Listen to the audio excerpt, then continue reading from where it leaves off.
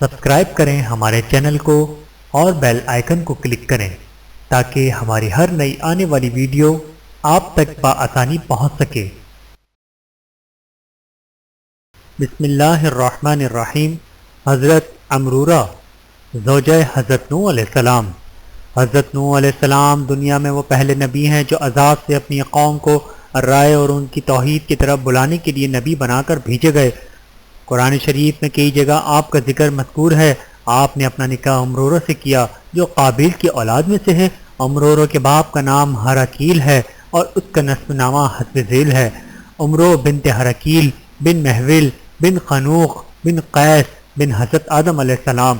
حضرت نوح علیہ السلام جب 500 برس کے ہوئے تو امرورہ کے بطن سے ان کے 3 بیٹے پیدا ہوئے جن کے نام یہ ہیں سام، حام، یافس۔ یہ تینوں مسلمان اور حضرت نوح علیہ السلام کے فرما بردار تھے۔ علامہ ابن اسیر، علامہ ابن جریر نے حضرت نوح علیہ السلام کی بیوی کا نسب ایک ہی لکھا ہے، نام میں اختلاف ہے۔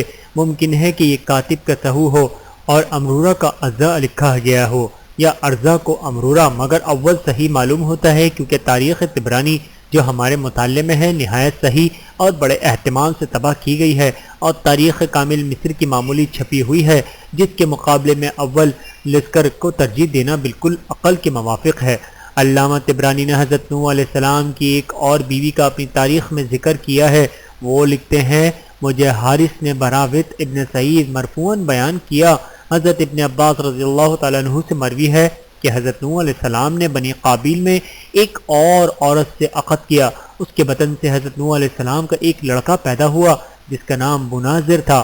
تو روایت میں ہے کہ ایک مقام تھا جس کو معلوم شیمہ کہتے ہیں، وہاں یہ لڑکا پیدا ہوا۔ ممکن ہے کہ وہ عورت جو قابیل کی اولاد میں تھی وہلا ہو جو حضرت نوح علیہ السلام کے خلاف تھی اور یہی طوفان میں ہلاک ہوئی جس کا حال اس سے قبل لکھا جا چکا ہے۔ اور امرورہ ارزا دراصل ایک ہی عورت ہے۔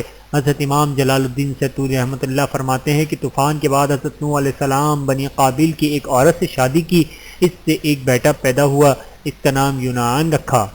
بحوالہ تفسیر در منشور۔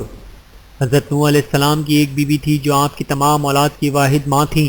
آپ کے بیٹوں کے نام یہ ہیں حام، سام، یافس اور یام۔ اہل کتاب نے یام کو قرآن کے نام سے مرسوم کیا ہے۔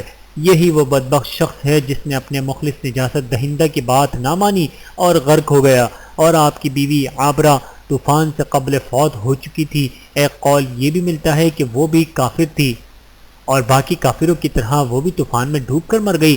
ان نفوس کے علاوہ باقی لوگوں کی غرقابی کا فیصلہ ہو چکا تھا کیونکہ ان ظالموں نے کفر کی راہ کو چھوڑنا گوارا نہ کیا۔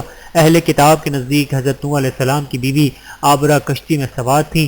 احتمال یہ ہے کہ اس کے بعد اس نے پھر کفر اختیار کر لیا ہو یا اسے قیامت تک مہلت دے دی گئی ہو، لیکن پہلا قول زیادہ صحیح معلوم ہوتا ہے کہ وہ غرق ہو گئی۔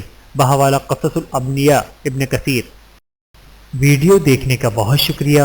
مزید ویڈیوز دیکھنے کے لیے ہمارے چینل کو سبسکرائب کریں۔ اگر ویڈیو پسند آئے تو لائک کریں۔ اچھی بات کو دوسروں تک پہنچانا صدقہ جاریہ ہے۔